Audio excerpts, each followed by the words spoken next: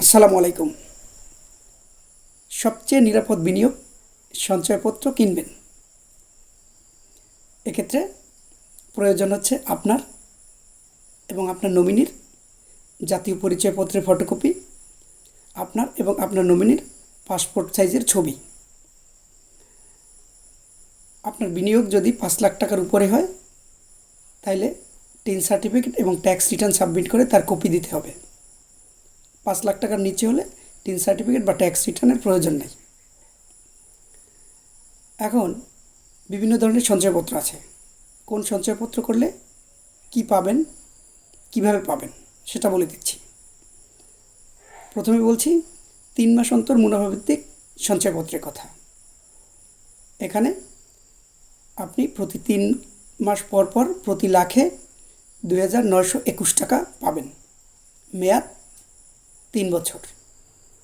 এরপরে পরিবার সঞ্চয়পত্র। পরিবার সঞ্চয়পত্রটা শুধুমাত্র নারী এবং ৬৫ বছর ঊর্ধ্বে যাদের বয়স তারা খুলতে পারবেন। এক্ষেত্রে আপনি প্রতি মাসে ৯৯০ টাকা মুনাফা পাবেন। এটার মেয়াদ হচ্ছে ৫ বছর। এরপরে পেনশন সঞ্চয়পত্র। পেনশন সঞ্চয়পত্র শুধুমাত্র পেনশনারদের জন্য।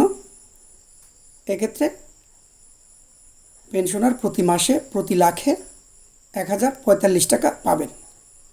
এক্ষেত্রে সর্বোচ্চ উনি ৫০ লাখ টাকা পর্যন্ত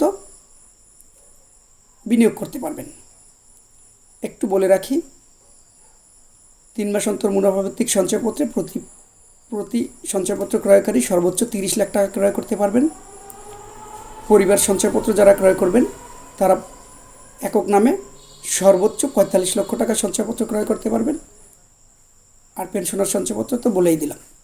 এবার কিছু গুরুত্বপূর্ণ টিপস দিয়ে দিচ্ছি। আপনি আপনার সঞ্চয়পত্রটা ছোট ছোট অংশে ভাগ করে সর্বনিম্ন ১ লাখ টাকাও করতে পারেন।